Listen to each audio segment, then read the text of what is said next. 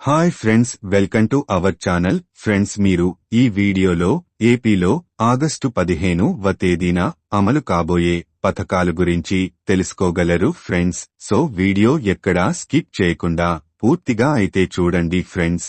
అలాగే మీకు ఈ వీడియో అప్డేట్ నచ్చితే లైక్ చేయండి ఫ్రెండ్స్. మరిన్ని ఇలాంటి అప్డేట్స్ కోసం మన ఛానల్ ని సబ్స్క్రైబ్ చేసుకోండి ఫ్రెండ్స్. ఓకే ఫ్రెండ్స్, ఇక టాపిక్ లోకి వెళ్లిపోదాం.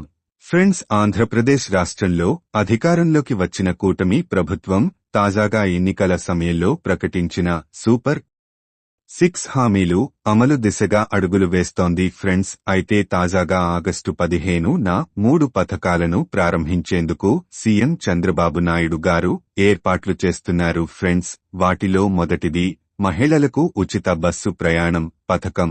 ఈ పథకం కింద మహిళలు అందరూ ఉచితంగా ప్రయాణం చేయవచ్చని, ఎలాంటి ఛార్జీలు చెల్లించాల్సిన అవసరం లేదని తెలిపారు ఫ్రెండ్స్. ఇంకా రెండవది తల్లికి వందనం పథకం.